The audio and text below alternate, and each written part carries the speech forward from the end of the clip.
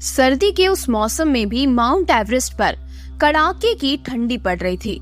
चारों तरफ बर्फ ही बर्फ छाई हुई थी। तापमान 0 से बहुत नीचे चला गया था। कहीं कहीं लोगों की लाशें बर्फ में दबी पड़ी थी। वे वही लोग थे जो माउंट एवरेस्ट पर चढ़ने की कोशिश कर रहे थे, लेकिन ठंड की वजह से और ऊंचाई से गिरने की वजह से वहीं मर गए थे। विनोद, श्रद्धा, अमित, अजित और भूमिका उसी विशाल पर्वत माउंट एवरेस्ट पर चढ़ने के लिए आगे बढ़ रहे थे। विनोद का बचपन से बस एक ही सपना था, माउंट एवरेस्ट पर चढ़ने का। वो पर्वत पर चढ़ने के लिए कई सालों से तैयारी कर रहा था और आखिरकार आज वो मौका मिल ही गया। माउंट एवरेस्ट जो 29,029 फुट ऊंचा है, जो तिब्बत के चौमोलुंगमा और नेपाल में सारक गाथा नाम से भी जाना जाता है।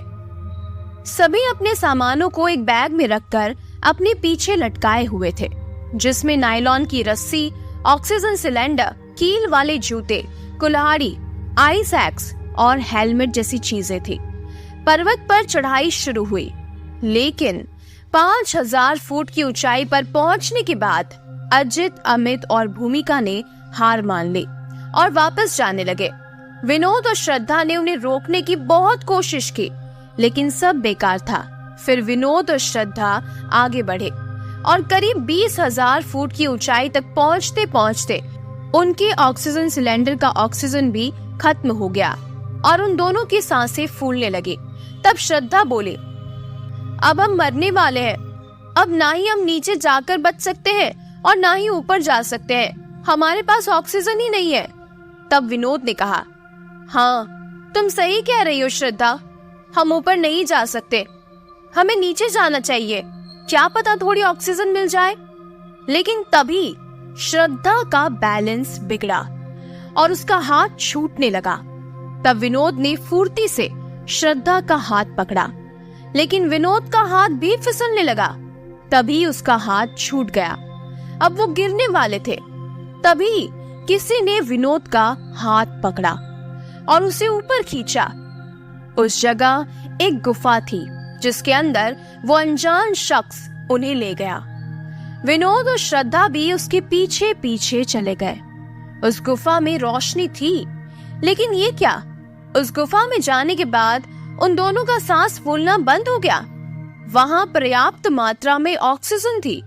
गुफा में जाकर वो शख्स पीछे मुड़ा। उसे देखकर विनोद हैरान हो गया।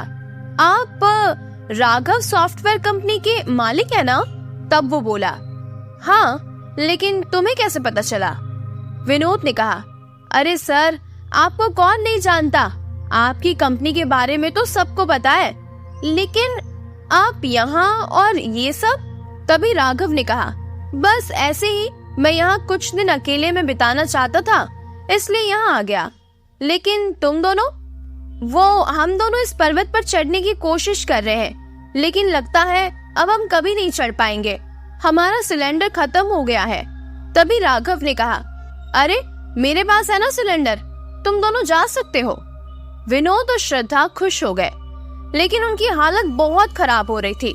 हाथों और चेहरे पर बर्फ के कारण ऊपरी सतह छिल गई थी और इतनी दूर चढ़ने के बाद उन्हें आराम की भी जरूरत थी। साथ ही थोड़ी देर में शाम होने वाली थी।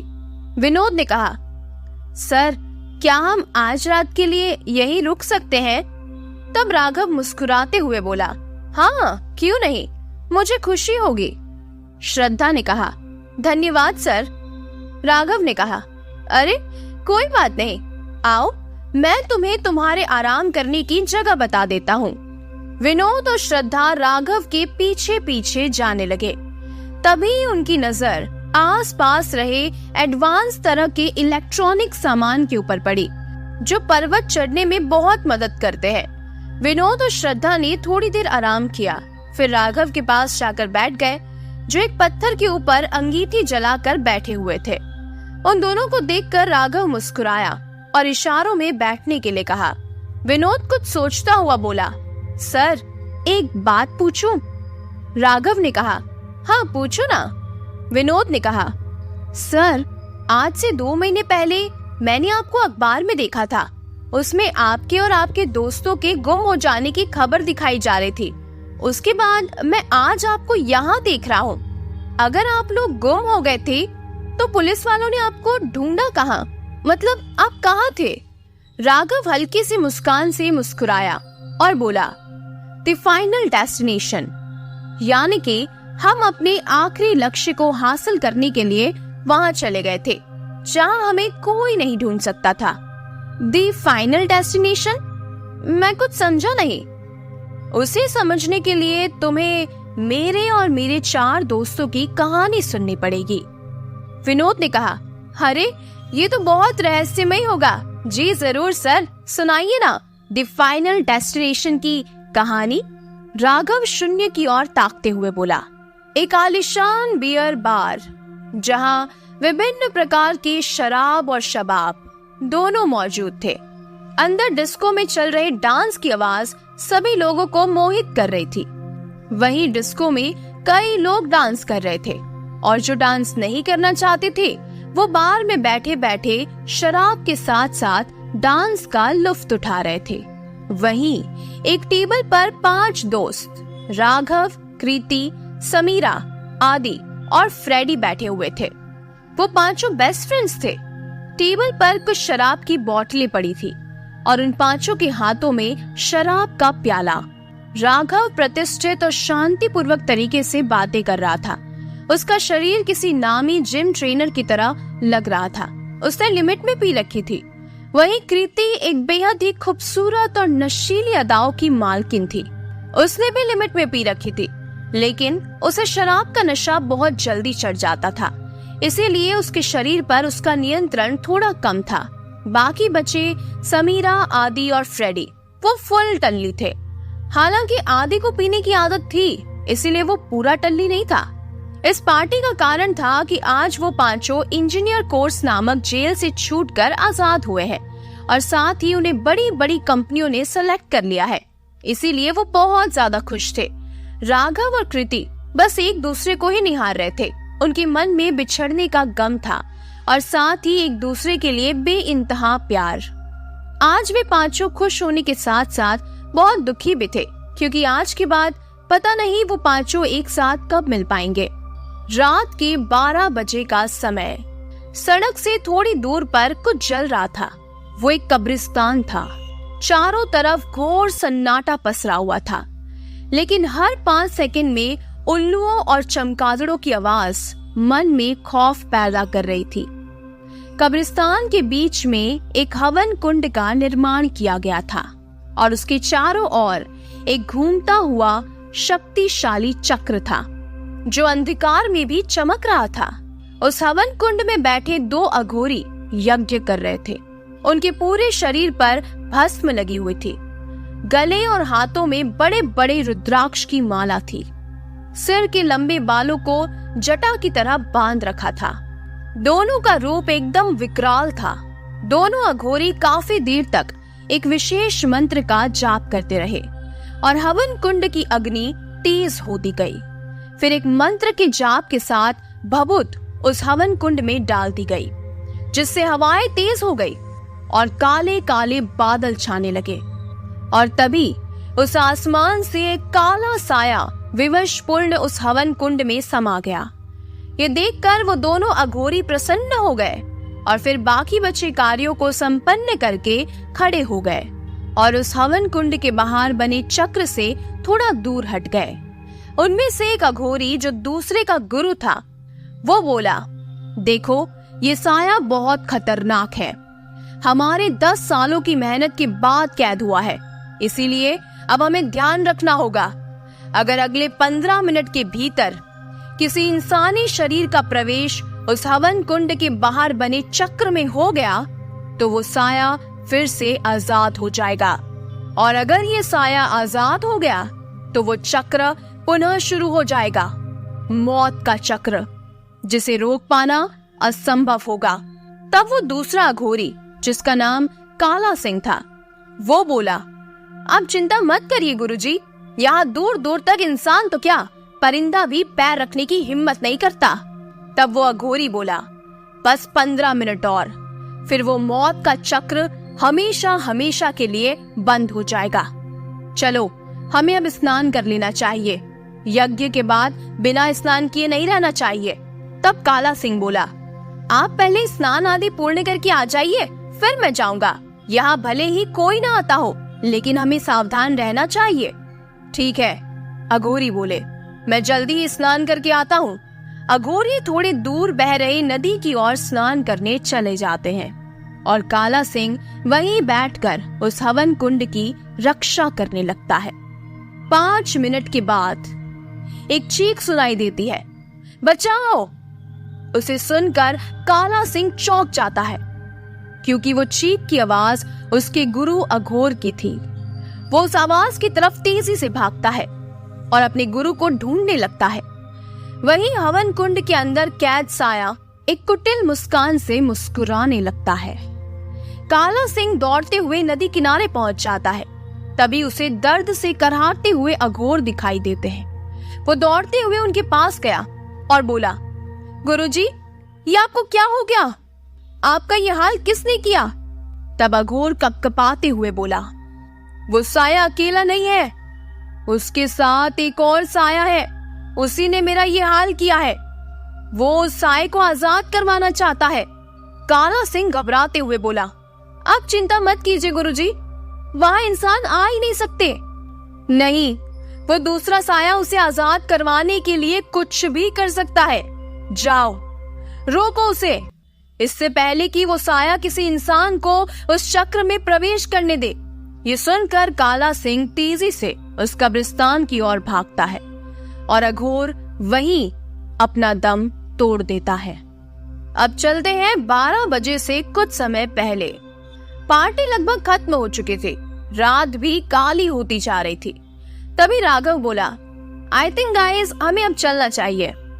कृति भी सहमति जताते हुए बोली, हाँ फ्रेंड्स, टाइम भी बहुत ज्यादा हो गया है और तुम तीनों ने बहुत ज्यादा पी ली है। समीरा, आदि और फ्रेडी भी मान जाते हैं और वो चारों उस बार से निकलकर बाहर आ जाते हैं। राघव भी बिल क्लियर करके बाहर आ जाता है। सामने एक बड़ी सी मर्सिडीज कार खड़ी हुई थी, जिसके अंदर वो चारों पहले से ही बैठे हुए थे। राघव भी जाकर सामने वाली सीट पर बैठ गया। ड्राइवर की सीट पर आदि बैठा हुआ था। कीर्ति, समीरा और फ्रेडी पीछे बैठे हुए थे। सभी के बैठने के बाद गाड़ी अपने गंतव्य स्थान की ओर आगे बढ़ चली। गाड़ी के अंदर सभी बातों में मशगूल थे। तभी कीर्ति ने कहा, गाइज, आज का दिन हम सभी के लिए बहुत खास है। आज तक हम हमेशा साथ रहे और एक परिवार की तरह एक दूसरे के काम आए, लेकिन आज के बाद हम एक दूसरे से दूर एक अनजान जगह पर चले जाएंगे और इस भाग दौड़ जिंदगी और काम के बोझ में दबकर पता नहीं हम एक साथ कब मिल पाएंगे। इस बात पर समीरा भी सहमति जताते हुए कहती है, हाँ तुम सही बोल रही हो यार, मुझे आज का दिन हमेशा याद रहेगा। पता नहीं आज के बाद हम दोबारा कब मिल पाएंगे। तब आदि बीच में ही बोल पड़ा, और फिक्र नाट समीरा, ये दोस्ती के वास्ते ये मुंडा 7 समुंदर पार करके भी तुम सबके पास आ जाएगा। ये सुनकर सभी खिलखिलाकर हंस पड़े, जिससे आदि भी बातचीत करने में मशगूल हो गया।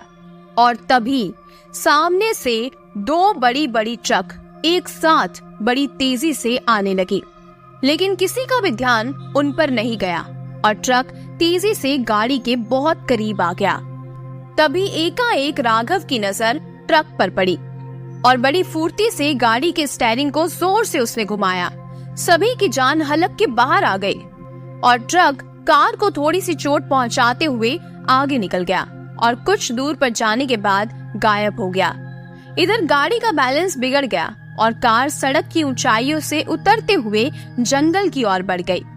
फ्रेडी ने ब्रेक मारने के लिए कहा, लेकिन ब्रेक उस समय काम ही नहीं कर पा रहा था। सभी के मन में डर छा गया और थोड़ी देर बाद गाड़ी एक सुनसान जगह पर जाकर रुक गई। सभी को थोड़ी चोटें आई थी। राघव गाड़ी से बाहर उतरने के लिए दरवाजा खोलता है और अपने पैर जमीन पर रखता है। तभी एक मनहूसियत भरी आवाज आई और शांत हो गई, लेकिन वो आवाज इतनी डरावनी थी कि कीर्ति चीख पड़ी। तभी एक और आवाज सुनाई दी, उस चक्र के अंदर प्रवेश मत करना। इस आवाज से सभी चौंक गए और इधर उधर देखने लगे। तभी तेजी से दौड़ता हुआ एक अघोरी उन लोगों के पास आया और उन पांचों को देखकर वहीं गिर पड़ा। उसके चेहरे पर निराशा और उन लोगों के लिए बहुत सारा गुस्सा था। तब राघव के साथ बाकी दोस्तों ने अपने आसपास देखा। वो वही डरावना कब्रिस्तान था जहां वो दोनों अघोरियों ने उस साए को कैद किया था। तभी राघव ने नीचे देखा। वो एक हवन कुंड और उसकी सुरक्षा के लिए बने चक्र के अंदर खड़ा था। वो वहां से उछलकर उस चक्र से बाहर आ गया। उसके साथ साथ बाकी दोस्त भी उस गाड़ी से नीचे उतरकर बाहर आ गए। उन सब को देखकर समीरा ने कहा, ये सब क्या बकवास है। आदि भी बोल पड़ा, ये सब इन तांत्रिकों का ढकोसला है। राघव ने कहा, इन सब बातों को छोड़ो गाइस, हमें यहाँ से निकलने के बारे में सोचना चाहिए और गाड़ी को भी चेक करना पड़ेगा। तब वो अघोरी गुस्से से बोला, मूर्ख, एक तो इस यज्ञ को भंग कर दिया और उसे आजाद करके यहाँ से निकलने की बात कर रहे हो। अब तुम में से कोई भी जिंदा नहीं बच पाएगा। तुम लोगों ने उसे आजाद करवा कर मौत के चक्र को फिर से शुरू कर दिया है। अब कोई नहीं बचेगा। तभी 1000 से भी ज्यादा तीर एक साथ उस अघोरी के शरीर को छलनी करते हुए उसकी जीवन लीला को समाप्त कर देते हैं। कीर्ति और समीरा इस दृश्य को देखकर बेहोश हो गई और राघव, आदि और फ्रेडी उस दृश्य को समझने की कोशिश करने लगे। कुछ समय तक वो उसी हालत में खड़े रहे। फिर राघव ने कीर्ति और समीरा को होश में लाया और आदि और फ्रेडी ने हिम्मत करके कार को उस चक्र से बाहर लाया और गाड़ी को चेक करने लगे। गाड़ी थोड़ी सी मेहनत के बाद स्टार्ट हो गई और राघव ने भी कीर्ति और समीरा को संभाला और उन्हें शांत किया। फिर उन्हें गाड़ी में बिठाया और वो खुद भी गाड़ी में बैठने के लिए आगे बढ़ा। तभी उसे एक पुस्तक दिखाई दी जो उस हवन कुंड के अंदर थी। राघव को पता नहीं क्या हुआ, वो उस पुस्तक को उठाने के लिए आगे बढ़ा और उस हवन कुंड के पास जाकर उस पुस्तक को उठा लिया और उस पुस्तक का नाम था द फाइनल डेस्टिनेशन। ये नाम राघव को बहुत अजीब लगा। तभी आदि ने उसे आवाज दी, राघव जल्दी आना यार, हमें जल्दी से जल्दी यहाँ से निकलना है। राघव वापस गाड़ी की ओर बढ़ा। तभी उसके कानों में एक आवाज सुनाई दी, हैप्पी जर्नी। इस आवाज में इतनी मनुष्यत थी कि राघव वहीं डर कर रुक गया। तो फ्रेडी ने फिर बोला, अरे जल्दी करना यार, यहाँ डर के मारे मेरी जान सूख रही है और तू वहीं का वहीं खड़ा पता नहीं क्या सोच रहा है। राघव तेजी से गाड़ी की ओर चल पड़ा और दरवाजा खोलकर गाड़ी में बैठ गया। लेकिन ये क्या, गाड़ी में तो कोई नहीं है। राघव डर गया। आदि, फ्रेडी, कीर्ति, कहाँ हो तुम सब? देखो, ये मजाक करने का टाइम नहीं है, प्लीज यार, कहाँ हो तुम लोग? तभी एक आवाज आई, तुमने ये क्या किया राघव? तुम्हारी वजह से वो आजाद हो गया और हमारा ये हाल कर दिया। अब हम तुम्हें भी नहीं छोड़ेंगे राघव। उस आवाज में कई सारे लोगों की आवाज मिली हुई थी। राघव जब बाहर उतर कर देखता है तो उसके पैरों तले जमीन खिसक गई। सामने उसी हवन कुंड में बने चक्र के अंदर आदि, फ्रेडी, कृति और समीरा खड़े हुए थे। उनका पूरा शरीर कटा फटा हुआ था, आंखें बिल्कुल काली और दांत बड़े और नुकीले। उसे देखकर राघव डर के मारे कांप उठा और उसे कुछ सूझ नहीं रहा था। तभी वो तेजी से गाड़ी में बैठा और गाड़ी स्टार्ट करने लगा, लेकिन गाड़ी स्टार्ट ही नहीं हो पा रही थी। तभी फ्रेडी, आदि, कीर्ति और समीरा चारों ने उस गाड़ी को घेर लिया। आदि राघव को अपने मजबूत हाथों में पकड़कर गाड़ी से बाहर ले आया और उसे अपने दांतों से काट काट कर खाने लगा। कीर्ति, समीरा और फ्रेडी भी वैसा ही करने लगे। राघव दर्द से कराहते हुए उनसे छुटकारा पाने की कोशिश करता रहा, लेकिन वो उन लोगों के चंगुल से बाहर नहीं निकल पा रहा था। तभी आदि उठा और कुछ दूर से एक बड़ा सा पत्थर लाकर जोर से राघव के सर को कुचल दिया और राघव जोर से चिल्लाया, नहीं। तो आपको क्या लगता है आगे क्या हुआ होगा? चलिए आगे की कहानी सुनेंगे अगले भाग में। अब तक हमने सुना राघव और उसके दोस्त होटल में पार्टी करने के लिए जाते हैं, लेकिन वापस लौटते समय बीच रास्ते में उनके साथ कुछ अजीब घटनाएं होने लगती हैं। चलिए तो अब आगे की कहानी सुनते हैं। आदि उठा और कुछ दूर से एक बड़ा पत्थर लाकर जोर से राघव के सर को कुचल दिया। राघव जोर से चिल्लाया, नहीं। तभी आदि ने राघव के शरीर को जोर से हिलाया और पूछा, राघव क्या हुआ? तू इतने जोर से क्यों चिल्लाया? इस बात से राघव उस भ्रम से बाहर आया। उसके चेहरे पर खौफ था, आंखें लाल। गाड़ी में एसी ऑन होने के बावजूद राघव के चेहरे से पसीना निकल आया। वो अपने आप को संभालने की कोशिश करने लगा। थोड़ी देर उसी हालत में बैठे रहने के बाद आदि ने राघव को देखा। वो अब थोड़ा ठीक था। राघव को ठीक देखकर और उस कब्रिस्तान के डरावने माहौल को देखकर आदि ने तेजी से गाड़ी चालू की और तेजी से उस जगह से निकलने की कोशिश करने लगे। कृति राघव के कंधे पर हाथ रखकर बोली, तुम ठीक हो ना? राघव धीरे से बोला, हाँ मैं ठीक हूँ। फिर राघव अपने ऊपर पहने जैकेट को उतारकर साइड में रख देता है, जिसमें वो रहस्यमयी किताब थी। आदि गाड़ी को सड़क तक ले जाना चाहता था, लेकिन जैसे वो जंगल कोई भूल भुलैया हो, सड़क का नामो निशान नहीं दिख रहा था। तभी आदि की आंख में कुछ मच्छर जैसा चला गया और तभी गाड़ी नम मिट्टी वाले दलदल में फिसलते हुए थोड़ी दूर चली गई और किसी चीज से टकराकर रुक गई। आदि अपनी आंखों को मसलते हुए आसपास देखता है तो उसके पैरों तले जमीन खिसक गई। सामने 30 फुट गहरी खाई थी, जिसके नीचे से एक नदी बह रही थी। गाड़ी 2 छोटे चट्टानों में अटकी हुई थी, जो कभी भी गिर सकती थी। राघव और आदि सावधानी पूर्वक बाहर आकर कृति, समीरा और फ्रेडी को गाड़ी से बाहर निकालने लगे। गाड़ी से सभी बाहर आते ही गाड़ी उस खाई में गिर जाती है और नदी में समा जाती है और साथ में वो रहस्यमयी किताब भी। आदि जोर से चिल्लाया, ओ शिट! अरे यार, ये हम कहाँ फंस गए? आखिर क्या हो रहा है ये सब? अगर राघव बीच में ही बोल पड़ा, आदि शांत हो जा यार, हमें धीरज से काम करना चाहिए। ऐसे गुस्सा करने से हम इस मुसीबत से बाहर नहीं निकल सकते। कृति ने कहा, राघव सही कह रहा है, हमें सावधानी से काम लेना चाहिए। फिर राघव, आदि, कृति, समीरा और फ्रेडी सावधानी पूर्वक उस नम मिट्टी वाले दलदल से बाहर निकल गए और तेजी से आगे बढ़ने लगे। तभी उन्हें एक ट्रक की आवाज सुनाई दी। उनके चेहरे पर थोड़ी सी मुस्कान आ गई। वे पांचों उस आवाज की ओर भागने लगे। एक छोटे से ढलान के ऊपर लंबी सड़क दिखाई देने लगी। वो पांचों सड़क पर पहुंच गए। सड़क पर पहुंचकर उन्होंने राहत की सांस ली और वहीं लेट गए। थोड़ी देर बाद कृति बोली, अब हमें घर पहुंचने के लिए कुछ करना चाहिए, हम ऐसे यहाँ बैठे नहीं रह सकते। उसे सुनकर राघव उठा और आसपास देखने लगा। सामने एक बोर्ड था जिस पर लिखा था नई दिल्ली 50 किलोमीटर। राघव ने कहा, ओह शिट, अभी हम अपने घर से 50 किलोमीटर दूर है। हमें पैदल ही चलना होगा क्योंकि आसपास कोई गाड़ी भी आ जा नहीं रही है। उसे सुनकर सभी झुंझलाहट के साथ आगे बढ़े। करीब 5 किलोमीटर चलने के बाद कृति और समीरा ने जवाब दे दिया। कृति ने कहा, इसके आगे मैं एक और कदम नहीं चल सकती।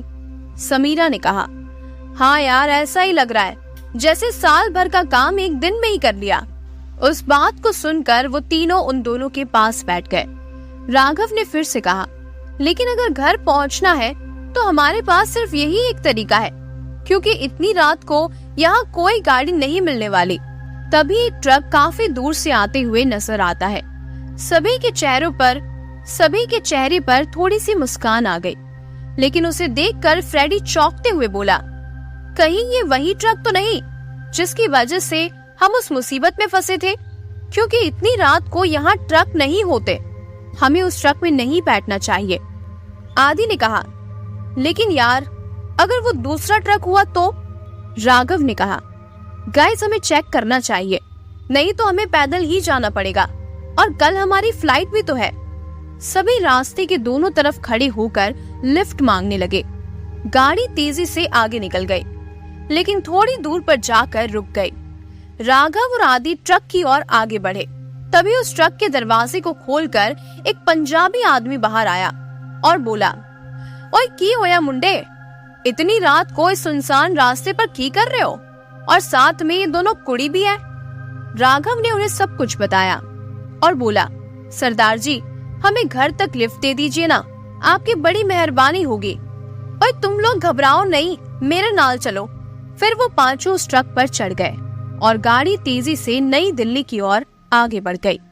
अब चलते हैं 3 साल बाद। एक रहस्यमयी पहाड़ियों में छुपा एक दरवाजा जो काफी विशाल और पुराना था, उस पर मकड़ियों ने अपना डेरा जमा लिया था। उस दरवाजे के पास 5 लोग पहुंच जाते हैं। उनके चेहरे पर खुशी झलक रही थी। वे उस दरवाजे को खोलने की नाकाम कोशिश करते रहे। तभी उनमें से एक आदमी आसपास कुछ देखने लगा। उसे उस दरवाजे के ऊपर कुछ लिखा हुआ नजर आया। जैसे ही उसने वो पढ़ा तो वो बोल पड़ा, दी फाइनल डेस्टिनेशन। इस शब्द से उस दरवाजे पर कुछ हलचल हुई और वो धीरे धीरे खुलता गया। वो पांचों अंदर गए। अंदर एकदम अंधेरा और सन्नाटा पसरा हुआ था। वो अपने साथ लाई हुई उस टॉर्च को जलाकर आसपास देखने लगे। तभी उनकी नजर 2 बदसूरत और डरावनी सायों पर पड़ी। उनका चेहरा इतना डरावना था कि वो लोग डर के मारे चीख पड़े और तेजी से उस दरवाजे से बाहर जाने लगे। लेकिन उनके जाने से पहले ही दरवाजा तेजी से बंद हो गया। वो डरते हुए पीछे मुड़े तो एक भयानक आवाज आई, द फाइनल डेस्टिनेशन में तुम्हारा स्वागत है। इतनी मुश्किलों के बावजूद आखिर तुम लोग अपने आखिरी लक्ष्य तक पहुंच ही गए। लेकिन तुम्हें नहीं पता कि आखिरी लक्ष्य तो मौत होती है। ऐसा कहकर वो दोनों रूह उन चारों पर टूट पड़ी। उसके बाद वे दोनों उस आखिरी बचे आदमी के पास पहुंचे। वो आदमी डर के मारे कांप रहा था। उसे देखकर वो दोनों रूह एक डरावनी मुस्कान से मुस्कुराते हुए बोले, तुम्हारी वजह से तो हम आजाद हुए हैं, इसीलिए तुम्हारा बहुत बहुत धन्यवाद। इसके बाद उन दोनों ने अपने नुकीले पंजों से उस आदमी के सिर को एक ही झटके में फाड़ दिया और तभी उस सिर पर टॉर्च की रोशनी पड़ी और वो आदमी राघव था। राघव हांफते हुए उठ बैठा। उसके चेहरे पर पसीना आ गया। वो अपने सिर को छूने लगा। वो तो सही सलामत था। उसने राहत की सांस ली और एक टॉवल से अपने चेहरे को पोंछा। उस सपने ने राघव को पूरी तरह से डरा दिया था। थोड़ी देर उसी अवस्था में बैठने के बाद वो उठा और बाथरूम में घुस गया। शावर चलने की आवाज आई। फिर थोड़ी देर बाद वो बाथरूम से बाहर आया और रसोई घर में जाकर कॉफी बनाने लगा। नहाने की वजह से उसका चेहरा फ्रेश लग रहा था। ऐसा लग रहा था जैसे कुछ हुआ ही नहीं था। कॉफी हाथ में लिए वो बालकनी में बैठ गया और मोबाइल में आए हुए अपने नोटिफिकेशंस को चेक करने लगा। तभी कीर्ति का कॉल आया। राघव मुस्कुराते हुए फोन रिसीव करता है और कहता है, हेलो। कीर्ति कहती है, हेलो, क्या कर रहे हो? राघव ने कहा, कुछ नहीं, बस तुम्हें ही याद कर रहा था। कीर्ति ने कहा, सच बोल रहे हो? तभी राघव ने कहा, हाँ, मैं तुमसे कभी झूठ बोलता हूँ भला? फिर कीर्ति ने कहा, अच्छा, इतना प्यार करते हो मुझसे? तभी राघव ने कहा, और नहीं तो क्या, इस दुनिया में सबसे ज्यादा प्यार करता हूँ तुमसे। राघव ने आगे मुंह बनाते हुए कहा, मैं तो थक गया हूँ। 3 साल हो गए हमारी सगाई हुए, लेकिन शादी के बीच हमेशा हमारा काम आ जाता है। तुम न्यूयॉर्क में हो और मैं कैलिफोर्निया में। तभी कीर्ति ने कहा, ओके फाइन, अगले महीने तुम्हारा जन्मदिन है, उसी दिन हम शादी करेंगे। राघव खुशी से उछलते हुए बोला, क्या तुम सच कह रही हो? आखिर इतने सालों की तपस्या सफल हो गई। लेकिन हाँ, हम शादी ना इंडिया में ही करेंगे। कीर्ति ने कहा, ठीक है, जैसा तुम चाहो। तभी राघव ने कहा, लेकिन हमारे उन तीनों दोस्तों का क्या हाल है, तुम्हें कुछ पता है? कीर्ति ने याद करते हुए कहा, अच्छा वो तीनों, समीरा और फ्रेडी वर्जीनिया और वॉशिंगटन में है, लेकिन आदि। तभी राघव ने कहा, क्या हुआ, आदि कहाँ है? कीर्ति ने कहा, वो तो इंडिया में ही है। 3 साल पहले की उस घटना से वो बहुत प्रभावित हो गया था और इसीलिए वो अपनी जॉब को छोड़कर पता नहीं क्या करता रहता है। राघव ने कहा, अच्छा ऐसा है। तभी एक अनजान नंबर से राघव को कॉल आने लगा। राघव ने कीर्ति के कॉल को होल्ड पर रखा और उस कॉल को रिसीव किया और उसने कहा, हेलो, कौन? तभी एक घबराई हुई सी आवाज आई, हेलो, क्या आप राघव है, आदि रस्तोगी के दोस्त? राघव ने कहा, हाँ मैं आदि का दोस्त राघव हूँ। लेकिन वो आवाज राघव की बात को बीच में ही टोक कर बोलने लगी, दरअसल आदि का बहुत बड़ा एक्सीडेंट हो गया है, उसके बचने की उम्मीद बहुत कम है, आप जल्दी से इंडिया आ जाइए। आदि मरने से पहले आप चारों दोस्तों को देखना चाहता है। इतना कहते ही फोन कट हो जाता है, लेकिन राघव बेचैनी से उस नंबर पर बार बार कॉल करता रहता है, लेकिन फोन नॉट रीचेबल आ रहा था। राघव की आंखों से आंसू निकलने लगे। वो घबराते हुए कीर्ति को वापस फोन लगाता है। कीर्ति ने फोन उठाया। राघव बोलना चाहता था, लेकिन उसकी आवाज ही नहीं निकल पा रही थी, बस आंसू निकलते जा रहे थे। राघव को रोता हुआ सुनकर कीर्ति बेचैन हो उठी। उसने कभी राघव को इस हालत में नहीं देखा था। कीर्ति जिस हालत में थी वो तेजी से गाड़ी में बैठी और एयरपोर्ट पर पहुंच गई और 1 आधे घंटे में राघव के घर का डोरबेल बजा। राघव की आंखें लाल हो चुकी थी।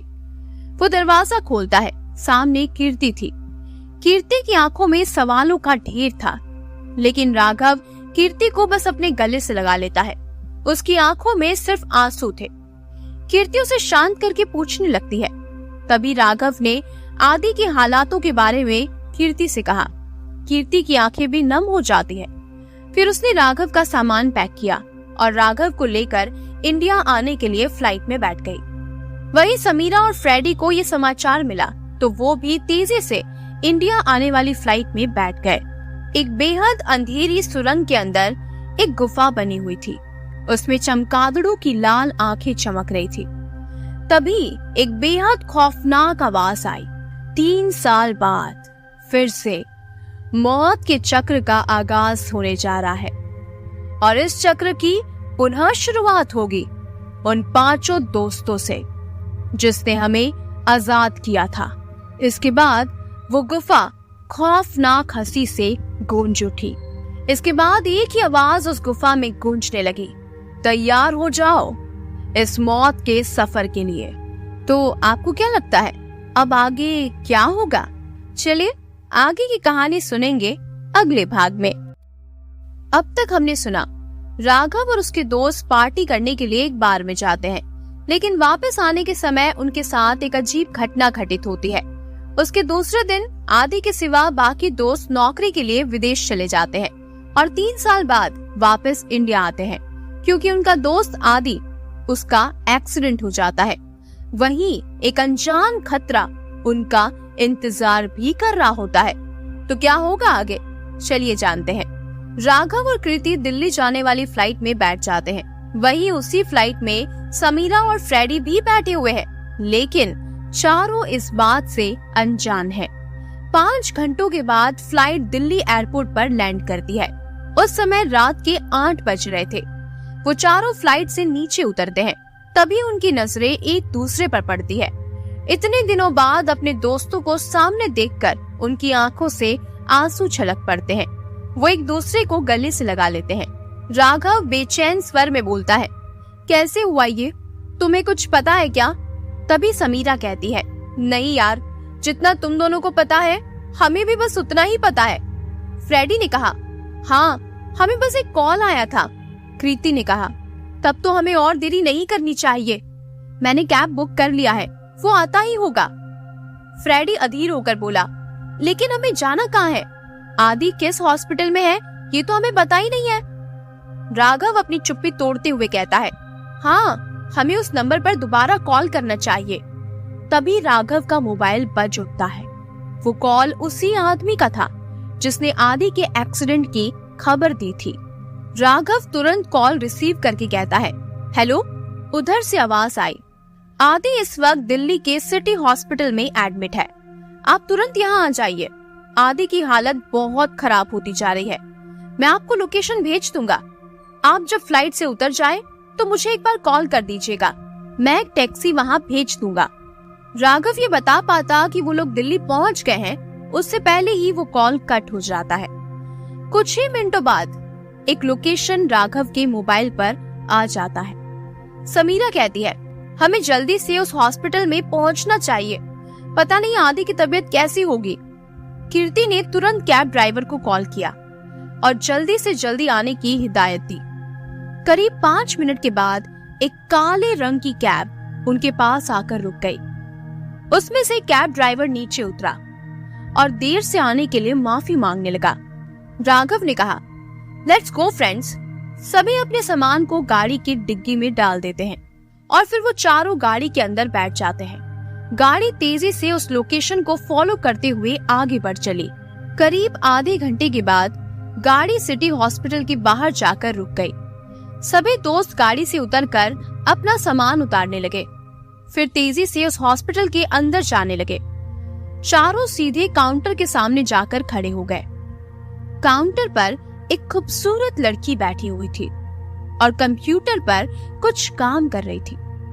वो उन चारों को देखते हुए मुस्कुराते हुए बोली, जी बताइए, मैं आप लोगों की क्या मदद कर सकती हूँ? राघव पूरी बात बताता हुआ कहता है, जी दरअसल हमारा दोस्त आदि रस्तोगी का एक्सीडेंट हो गया है, ऐसा हमें किसी ने फोन करके इन्फॉर्म किया है। क्या आप अपनी फाइल में देखकर बता सकती हैं वो एडमिट है या नहीं? राघव बस एक सांस में कह देता है। वो महिला कंप्यूटर पर चेक करने लगी, फिर थोड़ी देर बाद बोली, जी मिस्टर रस्तोगी, हाँ यही एडमिट है, उनका रूम नंबर 20 में इलाज चल रहा है। समीरा ने कहा, वो ठीक तो है ना सिस्टर? वो महिला बोली, जी वो तो आप डॉक्टर से पूछ लीजिए, वो उसके बारे में आपको सही सही बता पाएंगे, लेकिन उससे पहले आप जाकर पेशेंट से मिल लीजिए। Thank you sister.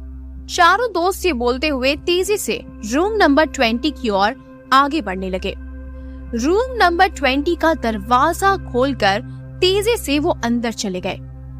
अभी तक उनके चेहरे पर दुख के भाव थे, लेकिन अंदर का नजारा देखकर वो बहुत चंके रह गए। पेशेंट बेड पर पेशेंट वाले कपड़े पहनकर बैठा हुआ था और एक प्लेट में रखे हुए पिज्जा बर्गर को बड़े आराम से खा रहा था। दिखने में ये बिल्कुल भी नहीं लग रहा था कि उसका कोई एक्सीडेंट हुआ है। आदि भी एकाएक उन चारों को देखकर अवाक रह गया। शायद आदि को उनके इतने जल्दी आने की उम्मीद नहीं थी। कुछ समय तक सभी उसी मुद्रा में एक दूसरे को देखते रहे। फिर आदि बोला, अरे दोस्तों, तुम लोग आ गए? एयरपोर्ट पर उतरने के बाद फोन कर देते, मैं टैक्सी भेज देता तुम लोगों को लाने के लिए। तुम लोग खामखा परेशान हुए होंगे। आदि कुछ और बोलता इससे पहले ही राघव बोल पड़ा, एक मिनट, मुझे समझने दो। जहाँ तक हमें बताया गया था तुम्हारा एक्सीडेंट हुआ है, राइट?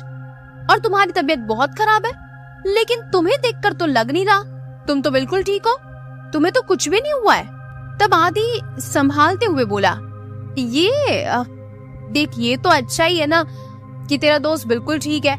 क्या तू मुझे एकदम ठीक देखकर खुश नहीं हुआ क्या? क्या तुम लोगों को खुशी नहीं हुई कि मैं ठीक हूँ? राघव तेजी से आदि के पास जाकर उसे एक खींच के थप्पड़ मार देता है।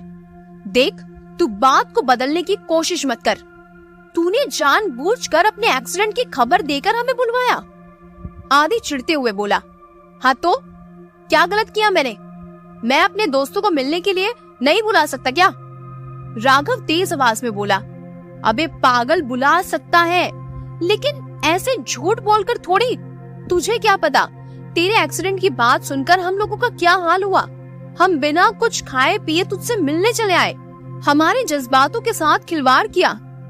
अब बस बहुत हुआ, मैं यहाँ पर एक पल भी नहीं रुकूंगा, मैं वापस जा रहा हूँ। ये कहकर राघव वहाँ से जाने लगा।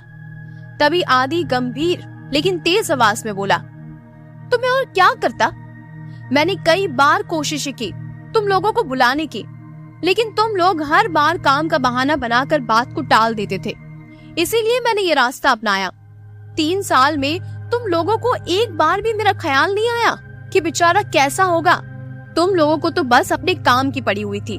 जाओ, चले जाओ तुम सब, रह लूंगा मैं तुम लोगों के बिना अकेला। और आदि चुप हो गया। उसकी आंखों से आंसू छलक आए।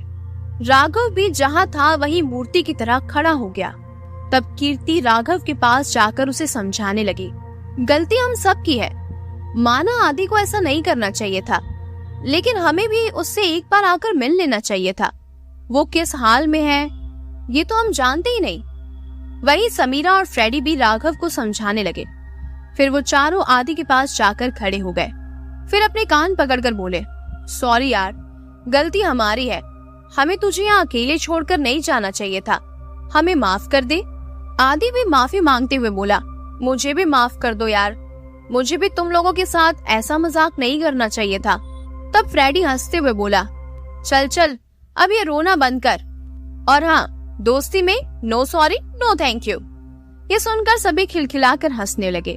राघव आदि को गले लगाते हुए बोला, तू भी ना यार, तूने तो मुझे सच में बहुत डरा दिया था। तभी फ्रेडी ने कहा, चलो यार अब हम सबसे पहले ना होटल चलते हैं, मुझे बहुत जोरों की भूख लगी है। कृति ने कहा, हाँ 9 बज गए हैं, हमें किसी अच्छे होटल में जाकर साथ में डिनर करना चाहिए। वैसे भी सभी को इतनी भूख भी लग रही है।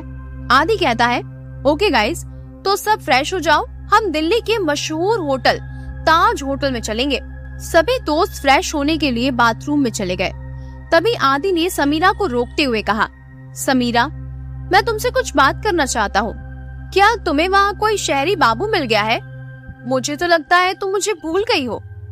तभी समीरा ने कहा, हाँ मुझे तो मिल गया है, और पता है बहुत स्मार्ट है और मेरा बहुत ख्याल भी रखता है। वैसे भी जो मुझे एक बार भी कॉल नहीं करता, मैं क्यों उसे याद करूं? आदि हल्के से स्वर में बोला, अच्छा मैंने तुझे कितनी बार कॉल किया था, लेकिन मैडम को तो दूसरे बंदे स्मार्ट लग रहे हैं, तो मेरा फोन क्यों उठाएगी? समीरा याद करते हुए बोली, ओ सॉरी यार, वो मेरा पुराना फोन तो मैंने अपनी बहन को दे दिया था, और शायद उसने तुम्हारा नंबर ब्लॉक करके डिलीट कर दिया होगा। आदि और समीरा बात ही कर रहे थे, तब तक वो तीनों दोस्त भी वहाँ आ गए। फिर पांचों दोस्त गाड़ी में बैठकर ताज होटल की ओर निकल गए। वहाँ पहुंचकर वो उस होटल के अंदर जाने लगे। आदि ने गाड़ी की चाबी दरबान को दे दी और मैनेजर से बात करके एक शानदार टेबल अरेंज करवा ली।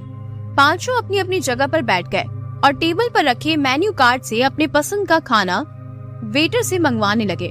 इसके बाद बातचीत का सिलसिला शुरू हो गया, जिसमें सबसे पहला सवाल राघव का था। उसने आदि से पूछा, तो तुमने हमें अपने एक्सीडेंट का झूठा नाटक करके बेवकूफ बना दिया, लेकिन उस हॉस्पिटल के डॉक्टर को कैसे मनाया? आदि अपने घनी मूंछों को ताव देते हुए बोला, अरे तुम लोग जानते नहीं हो मुझे, मेरी पहुंच ना बहुत ऊपर तक है, बस पैसा फेंको और तमाशा देखो। मैंने पैसा दिया और नतीजा तो तुम लोग देख ही चुके हो। अरे वाह, तुम तो बड़े छुपे रुस्तम निकले, जरा हमें भी बताओ आखिर कहाँ तक है पहुंच तुम्हारी? राघव ने पूछा। राघव और आदि एक दूसरे को आपस में छेड़ ही रहे थे। तभी कीर्ति उन्हें शांत करते हुए बोलती है, ओके गाइस, अब तुम पकाना बंद करो। उसके बाद सभी लोग डिनर करके गाड़ी में बैठ गए और गाड़ी तेजी से आदि के घर की तरफ आगे बढ़ने लगी। सभी दोस्त बात करने में मशगूल थे। तभी हवाएं तेज हो गई। काले काले बादलों ने चांद की रोशनी को ढक लिया। चारों ओर अंधेरा छा गया। आसपास चल रही गाड़ियां गायब हो गई। अब दूर दूर तक सिर्फ उनकी ही गाड़ी चल रही थी। एक बार फिर से गाड़ी उसी रास्ते से गुजरी जहां से 3 साल पहले गुजरी थी। उस जंगल से जंगली जानवरों की आवाजें मन में खौफ पैदा कर रही थी। उल्लुओं की आंखें रात में चमक रही थी। उनकी आवाजें तेज होती जा रही थी, लेकिन गाड़ी का शीशा लॉक होने की वजह से किसी को भी इस बात का अंदाजा नहीं था। तभी उस रास्ते पर सामने से 2 ट्रक एक साथ आते हुए नजर आने लगे, लेकिन इस बार वो दोनों ट्रक गाड़ी के बेहद करीब आ गए थे। तभी अचानक राघव की नजर उस ट्रक पर पड़ी। वो बुरी तरह चौंक पड़ा। उसे 3 साल पहले की घटना याद आ गई। वो लगभग चीखते हुए बोला, नहीं, फिर से नहीं। लेकिन इससे पहले कि वो कुछ कर पाते, दोनों ट्रक ने गाड़ी के चिथड़े उड़ा दिए। अब बस कुछ सुनाई दे रहा था तो वो था एक भयानक अट्टहास जो रूह को कपा रहा था। तो आगे क्या हुआ होगा, चलिए आगे की कहानी सुनेंगे अगले भाग में। तो अब तक हमने सुना राघव और उसके तीनों दोस्त दिल्ली पहुंच गए थे और वो संचार नंबर की मदद से उस हॉस्पिटल में भी पहुंच जाते हैं जहां आदि एडमिट है। वहां जाकर उन्हें पता चलता है कि आदि को तो कुछ हुआ ही नहीं है, वो बस अपने दोस्तों को इंडिया बुलाने की योजना थी। फिर वो पांचों एक होटल में जाकर डिनर करते हैं और फिर वापस आते समय राघव देखता है कि सामने से 2 ट्रक उनकी गाड़ी के बेहद करीब आ गए हैं और वो ट्रक उनकी गाड़ी को रौंदते हुए आगे निकल जाता है। तो चलिए अब आगे सुनते हैं। राघव जोर जोर से चिल्लाए जा रहा था, नहीं नहीं, ये दोबारा नहीं हो सकता, बचा लो, कोई तो हमें बचा लो। तभी किसी ने राघव को जोर से हिलाया। राघव हड़बड़ाकर अपनी आंखें खोलता है और चारों ओर देखने लगा। वो अपने दोस्तों के साथ गाड़ी में बैठा था। सभी दोस्त चिंतित स्वर में राघव से पूछने लगे, क्या हुआ राघव, तू इतने जोर जोर से क्यों चिल्ला रहा है? राघव अपने आप को शांत करते हुए कहता है, अरे यार कुछ नहीं, मैंने देखा हॉस्पिटल वाली बात को लेकर फ्रेडी ने आदि को जान से मार दिया। वो थोड़े मजाकिया स्वर में बोला। वो नहीं चाहता था कि वो चारों भी 3 साल पहले की उस घटना को याद करके परेशान हो जाए। आदि चिढ़कर बोला, तो तुम क्यों चिल्ला रहे थे? चिल्लाना तो मुझे चाहिए था, इसीलिए कि उस स्टूपिड प्लान के लिए मैं तुम्हें मारना चाहता था, लेकिन फ्रेडी ने सब किए कराए पर पानी फेर दिया। राघव नकली मुस्कान से मुस्कुराते हुए बोला, अरे मैंने क्या किया, मैं तो चुपचाप यहाँ बैठा हूँ। फ्रेडी सकपकाते हुए बोला। कीर्ति उनकी बातों को टोकते हुए बोली, अरे यार तुम तीनों फिर से शुरू हो गए। राघव ने कहा, अरे मैं तो बस। कीर्ति बीच में ही बोल पड़ी, अब कोई कुछ नहीं बोलेगा, बाहर का नजारा देखो यार, इतने सालों बाद ये नजारा हमें दोबारा देखने को मिल रहा है और तुम लोग हो कि बस एक दूसरे की टांग खींचने में लगे हुए हो। राघव प्यार से मुस्कुराते हुए बोला, ओके माय लॉर्ड। सभी एक बार फिर से हंस पड़े, लेकिन राघव फिर एक बार उस 3 साल पहले हुई घटना में खो गया। गाड़ी एक घर के सामने जाकर रुक गई। सभी लोग गाड़ी से नीचे उतरकर अपना सामान गाड़ी के डिग्गी से उतारने लगे। फिर आदि ने गाड़ी को उसके निर्धारित स्थान पर पार्क कर दिया। फिर वो अपनी दोस्तों को लेकर घर के अंदर चला गया। घर काफी ज्यादा बड़ा नहीं था, लेकिन 4-5 लोगों के लिए काफी था। वैसे भी आदि वहाँ अकेला ही रहता था। उसका पूरा परिवार मध्य प्रदेश में रहता था। आदि के अलावा उस घर में 2 पति पत्नी भी रहते थे जो वहाँ काम करते थे। 50 साल का नौकर रामू काका और उसकी पत्नी शीलाबाई, दोनों मिलकर घर का सारा काम करते थे। दोनों ही वहाँ पर नौकरी करके अपना पेट पालते थे। घर के सामने ही उनका छोटा सा घर था जहाँ वो अपनी जिंदगी बिताते थे। खैर, आदि ने डोरबेल बजाई तो रामू काका ने दरवाजा खोला। आदि ने अपने दोस्तों से उनका परिचय करवाया। फिर उन्हें बैठक रूम में ले गया। वहाँ पर रखे सोफे पर उन्हें बैठने का इशारा किया और रामू काका से कॉफी बनाने के लिए कहकर खुद भी सोफे पर बैठ गया। थोड़ी ही देर में कॉफी बनकर तैयार हो गई। वो पांचों कॉफी की चुस्कियां लेते हुए बातें करने लगे। सबसे पहले समीरा बोल पड़ी, गाइस, हम 3 साल बाद एक साथ इकट्ठा हुए हैं, तो क्यों ना हम किसी एडवेंचर पर चले? ये सुनकर राघव भी उत्साहित स्वर में बोला, wow, that's a great idea. सच में यार, 3 साल हो गए हमें किसी एडवेंचर पर गए हुए। इसी बात पर फ्रेडी और आदि ने भी हामी भर दी। कीर्ति ने कहा, ठीक है, तो फिर फाइनल रहा, हम एडवेंचर पर जाएंगे, लेकिन याद रहे ये एडवेंचर हमारा सबसे बड़ा एडवेंचर होगा। फ्रेडी ने कहा, तो फिर कहाँ चले, पहाड़ों या गुफाओं में या नीलगिरी पर्वत की चोटी पर? राघव ने कहा, नहीं यार, कोई ऐसी जगह जहाँ आज तक कोई पहुँच नहीं पाया हो, कठिनाइयों से भरा हुआ और एडवेंचर से भरपूर। कीर्ति ने कहा, तो तुम ही बताओ कहाँ जाएंगे, हमें तो कुछ सोच नहीं रहा। तब आदि ने कहा, अरे यार, कोई मुझसे भी तो पूछ लो, आखिर मेरी वजह से हम लोग एक साथ इकट्ठे हुए हैं। समीरा बोले, अच्छा मामा, तुम ही बताओ, अब तुम जहाँ बोलोगे हम सब वहीं जाएंगे। आदि ने बोला, ऐसे नहीं, पहले हमारी दोस्ती की कसम खाओ कि चाहे कितनी भी मुसीबत आ जाए हम वहाँ पर पहुँचकर ही रहेंगे, तभी मैं बताऊंगा। कीर्ति ने कहा, अरे यार, ऐसे कैसे? राघव ने बीच में ही बोल दिया, ठीक है, हम सब वादा करते हैं, जहाँ तुम बोलोगे हम वहीं जाएंगे। फिर समीरा ने भी कह दिया, हाँ, हम सब वादा करते हैं। सभी एक दूसरे के हाथ में हाथ रखकर वादा करते हैं। उसके बाद आदि खुश होते हुए उठ गया और किसी कैप्टन की तरह चलते हुए बोला, तो हम जाने वाले हैं ऐसी जगह जहां आज तक शायद ही कोई पहुंच पाया हो, और वो जगह रहस्यों और कठिनाइयों से भरी हुई है। जहाँ सिर्फ किस्मत वाले ही पहुँच पाते हैं। कीर्ति ने कहा, वाह यार, ये जगह तो वाकई बहुत रोमांचक होगी। आदि ने फिर कहा, हम जा रहे हैं द फाइनल डेस्टिनेशन। जी हाँ, आप लोगों ने सही सुना, ये वही जगह है जहाँ हमें जाना है। समीरा ने कहा, अरे यार, नाम से ही काफी रहस्यमय लग रहा है ये तो। कीर्ति और फ्रेडी को भी ये नाम बहुत अच्छा लगा, लेकिन राघव ये नाम सुनकर सोच में पड़ गया। ये नाम उसे कुछ सुना सुना हुआ सा लग रहा था। तभी आदि उठा और अपने कमरे से एक बैग ले आया और उसमें से एक पुस्तक को बाहर निकाला। उस पुस्तक के ऊपर लिखा था द फाइनल डेस्टिनेशन। उस पुस्तक को राघव अपने हाथों में ले लेता है और उसे ध्यान से देखने लगता है। उसे याद आया, ये तो वही पुस्तक है जो राघव को 3 साल पहले उस जंगल वाली घटना में मिली थी। ये तो मुझे। राघव आगे कुछ बोलता उससे पहले ही आदि ने कहा, हाँ, ये उसी कार से मिली है जो उस नदी में बह गई थी। राघव चुप हो गया। वो उनकी बातों में हाँ मिलाने लगा। फिर जब फाइनल हुआ कि वो सब कल उस एडवेंचर पर जाएंगे, तब राघव आदि को एक कोने में ले जाकर कहने लगा, यार, तुझे पता है ना, ये पुस्तक मुझे उस शमशान में मिली थी। फिर तू यहाँ जाने के लिए कैसे बोल सकता है यार? क्या पता ये जगह कैसी होगी। तब आदि राघव से कहता है, ओ कम ऑन राघव, मैंने 3 साल तक सिर्फ इसी जगह पर जाने के लिए वेस्ट कर दिए। मैंने इस पुस्तक को पढ़ा है और इसके बारे में पुराने साहित्यकारों से भी जानकारी इकट्ठा की है, जिससे मुझे ये पता चला कि ये जगह रहस्य से भरी हुई है और आज तक कोई इस रहस्य से पर्दा नहीं उठा पाया। तू फालतू में चिंता कर रहा है यार। राघव बोला, शायद तू ठीक ही कह रहा है, मुझे उस बात को भुला देना चाहिए। फिर आदि ने कहा, तो तुम तैयार हो? राघव ने कहा, हाँ बिल्कुल तैयार हो। दोनों वापस बैठक रूम में आ जाते हैं। आदि एक प्राचीन पन्ने पर छपे हुए एक नक्शे को टेबल पर रख देता है और बोलता है, ये देखो, उस जगह पर जाने का नक्शा। हम उस जगह से अभी 1000 किलोमीटर दूर है। वो जगह काली घाटी की पहाड़ियों के जंगलों के बीच में है।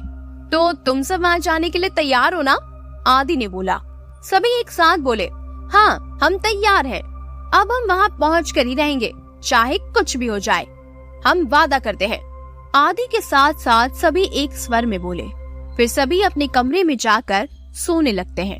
तभी राघव को वो पुस्तक दिखाई दी। वो उस टेबल पर पड़ी थी। राघव उसे लेकर अपने कमरे में आ गया और उस पुस्तक के पहले पन्ने को पलटा। खूबसूरत पहाड़ियों और घने जंगलों का मनोरम दृश्य था और भी उसी से जुड़ी जानकारियां, लेकिन ये तो किसी और भाषा में लिखा है। राघव उसे समझ ही नहीं पा रहा था, सिर्फ चित्र ही समझ में आ रहे थे। राघव पुस्तक बंद करके कुछ ही पलों में गहरी नींद में सो गया। तभी उस पुस्तक का पन्ना पलटा और उसमें मातृभाषा में कुछ शब्द लिखा हुआ दिखाई दिया और वो था, मौत की दुनिया में तुम्हारा स्वागत है। सुबह हुई, सभी तैयारियों में जुट गए, अपने अपने बैग पैक कर लिए और 1 हफ्ते की खाने पीने का सामान भी पैक कर लिया। सभी बहुत खुश लग रहे थे। कुछ देर बाद वो लोग घर से बाहर निकले। सामने एक स्कॉर्पियो की काले रंग की गाड़ी थी। वो सभी सामानों को उसमें डालकर गाड़ी में बैठ गए और गाड़ी तेजी से उस पहाड़ियों की ओर चल पड़ी। 5 दोस्त काफी रोमांचित नजर आ रहे थे। 10 घंटे बाद वो वहां पहुंच गए। उन्होंने गाड़ी वहीं पर एक जगह पार्क कर दी और अपने बैग लेकर आगे बढ़ गए और पहाड़ियों के पास पहुंच गए और मैप देखकर पहाड़ी के ऊपर चढ़ने लगे। कुछ देर में राघव, आदि, कृति और समीरा तो ऊपर चढ़ गए, लेकिन फ्रेडी अभी भी पीछे ही था। वो धीरे धीरे रस्सी को पकड़कर चढ़ रहा था। तभी रस्सी अचानक टूट गई और फ्रेडी उस पहाड़ी से नीचे गिरकर एक चट्टान पर गिर गया और उसका सिर तरबूज की तरह टूट गया। चारों ये देखकर हैरान रह गए, लेकिन वो आगे बढ़े और उन्होंने सामने देखा तो एक शांत ज्वालामुखी था। वो लोग आगे बढ़ने लगे। तभी अचानक वो शांत ज्वालामुखी सक्रिय हो गया और उसका लावा तेजी से बहने लगा। ये देखकर वो चारों वापस उस पहाड़ से नीचे उतरने लगे। राघव और कृति जैसे तैसे उस पहाड़ी से उतरे ही थे कि वो लावा तेजी से बहते हुए उनके पास आ गया और आदि और समीरा को अपना शिकार बना डाला और वो दोनों उसी में जलकर खाक हो गए। राघव और कृति बेहद रुहासे हो गए। वो तेजी से वापस आने लगे और गाड़ी में बैठकर दुखी स्वर में बोलने लगे। राघव कृति से गुस्से से बोल रहा था, मैंने पहले ही तुम लोगों को बताया था, लेकिन तुम लोगों ने मेरी एक बात नहीं सुनी। तुमने मेरा विश्वास नहीं किया। देखा ना वो तीनों कैसे मर गए। कीर्ति खामोश होकर रोते हुए बस राघव की बात सुन रही थी। उन दोनों को कुछ समझ नहीं आ रहा था कि ये सब क्या हो गया। अचानक से एक ही बार में उन दोनों ने अपने तीनों दोस्तों को खो दिया था। तभी गाड़ी, जो बिना रुके कई घंटे चली थी, उसके इंजन से धुआं निकलने लगा और थोड़ी ही देर में उसमें आग लगने लगी। राघव कीर्ति से बोला, कीर्ति जल्दी से गाड़ी से बाहर निकलो। राघव तेजी से उस गाड़ी से कूद गया। कीर्ति भी उस दरवाजे को खोलने की कोशिश करने लगी, लेकिन वो दरवाजा जाम हो गया। कीर्ति घबराते हुए दूसरे दरवाजे को खोलने की कोशिश करने लगी, लेकिन तब तक बहुत देर हो चुकी थी और गाड़ी सड़क से खाई में जा गिरी। राघव चिल्ला उठा, कीर्ति! लेकिन कीर्ति इस समय मौत के मुंह में समा चुकी थी। ये सब कुछ इतना अचानक हुआ कि राघव कुछ भी समझ नहीं पाया। उसके बाद राघव तेजी से उस खाई से नीचे जाकर उस गाड़ी के पास आ गया। वो गाड़ी धू धू कर जल रही थी। राघव बस वहीं रोता रहा। शाम की गहराई रात में बदलने लगी। राघव भी वहां से उठा और वहां बह रही नदी से पानी पीने लगा। तभी एक ट्रक जिसमें आग लगी हुई थी, वो सड़क से उस खाई में गिरने लगी। राघव ये देखकर घबरा गया। वो भागने लगा, लेकिन तब तक बहुत देर हो चुकी थी। वो जलता हुआ ट्रक सीधा राघव के ऊपर जा गिरा और राघव का हाथ कटकर दूर एक पुस्तक के ऊपर जाकर गिर गया और वो पुस्तक खून से लाल हो गई। उस पुस्तक का नाम था द फाइनल डेस्टिनेशन। अब आगे क्या हुआ होगा, चलिए आगे की कहानी सुनेंगे अगले भाग में। अब तक हमने सुना राघव और उनके दोस्त एक एडवेंचर पर जाने का फैसला करते हैं, जिसके बाद उनके साथ अजीबोगरीब घटनाएं होने लगती है और वो सब मारे जाते हैं। चलिए तो अब आगे सुनते हैं। राघव का शरीर उस चलते हुए ट्रक से दब गया और उसका हाथ कटकर उस पुस्तक पर जा गिरा। वो पुस्तक खून से सन गई। उस पुस्तक का नाम था द फाइनल डेस्टिनेशन। राघव चीखा, नहीं! वो हड़बड़ाकर बिस्तर से गिर पड़ा। उसका शरीर पसीना पसीना हो गया। वो अपने आप को देखने लगा। वो तो सही सलामत है, मतलब वो सपना था। वो बिस्तर पर बैठ गया। टेबल पर रखे पानी के गिलास को उठाकर धीरे धीरे पीने लगा। तभी कीर्ति उस कमरे में आई और बोली, राघव, तुम अभी तक तैयार नहीं हुए? कम ऑन यार, हम लेट हो जाएंगे। कीर्ति राघव को कहते हुए बोली। तभी राघव चिंतित स्वर में बोला, यार कीर्ति, हमें इस एडवेंचर पर नहीं जाना चाहिए। मुझे ना बुरे बुरे सपने आ रहे हैं। हम किसी और जगह पर चलते हैं ना। कीर्ति झुंझलाते हुए बोली, यार तुम उस घटना को भूल जाओ। वो बस एक एक्सीडेंट था और उसे हुए 3 साल हो चुके हैं। तुम बेकार में डर रहे हो। राघव बोला, शायद तुम सही बोल रही हो। मुझे अब भूल जाना चाहिए, लेकिन मैं उसे नहीं भुला पा रहा हूँ। तभी कीर्ति ने कहा, राघव भूल जाओ, अब ऐसा कुछ भी नहीं होगा और अब जल्दी से तैयार होकर चलो मेरे साथ। कुछ 15-20 मिनट बाद सभी अपने सामान पैक करके सोफे पर बैठे हुए थे। सभी बहुत उत्साहित लग रहे थे कि तभी बाहर से गाड़ी के हॉर्न बजने की आवाजें आने लगी। ये सुनकर वो चारों तेजी से घर से बाहर निकले। सामने आदि एक सफेद रंग की स्कॉर्पियो गाड़ी में बैठा था। उन चारों को देखकर आदि ने बोला, चलो दोस्तों, चल कर धमाल मचाते हैं और आज कुछ तूफानी करते हैं। सभी तेजी से गाड़ी में बैठ गए। राघव आदि की बात में सहमति जताते हुए बोला, सही कहा, आज तो कुछ तूफानी करते हैं। फिर राघव ने म्यूजिक प्लेयर को ऑन कर दिया और उसमें से एक गाना बजने लगा। सभी गाने को एंजॉय करते हुए तेजी से अपने एडवेंचर पर निकल जाते हैं। बीच बीच में वे रुककर ढाबे में चाय नाश्ता करते और फिर अपने सफर पर निकल जाते। सुबह से शाम हो गई, फिर भी वो अपने मंजिल से 1 घंटे की दूरी पर थे। आखिरकार वे वहां पहुंच ही गए। वहां से आगे का रास्ता कच्चा और ऊबड़ खाबड़ था। उन्होंने गाड़ी एक सुरक्षित जगह पर पार्क कर दी और गाड़ी से बाहर आकर वहां का नजारा देखने लगे। वाह, क्या नजारा है! चारों तरफ ऊंचे ऊंचे पहाड़, पर्वत, झील, झरने और दूर दूर तक फैले हुए जंगल। सच में यहाँ का शांत, खूबसूरत और मनोरम दृश्य तो मेरे मन में बस गया। सूरज की रोशनी को अब पर्वत रोक रहा था और धीरे धीरे रोशनी कम होती जा रही थी। तब आदि अपने मूंछों पर ताव देते हुए बोला, तो अब बताओ, ऐसा एडवेंचर कभी किया है? समीरा ने कहा, कभी नहीं, ये एडवेंचर तो सच में काफी रोमांचक है। आदि ने कहा, अरे अभी तो शुरुआत है, अभी तो बहुत कुछ देखना बाकी है। कीर्ति ने कहा, सच में इस दृश्य को तो मैं कभी नहीं भुला पाऊंगी। थैंक यू आदि। आदि ने कहा, अरे शुक्रिया।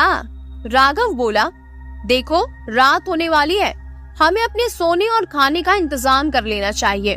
फ्रेडी बोला, हाँ, वो झील के किनारे पर टेंट लगाना कैसा रहेगा? राघव बोला, वाह फ्रेडी, बहुत अच्छे, चलो वहीं पर अपने सामान को ले चलते हैं। सभी अपने अपने सामान को पकड़कर झील के किनारे पर आ जाते हैं और अपने अपने टेंट वहीं लगा देते हैं। फिर रात के डिनर का इंतजाम करने लगते हैं।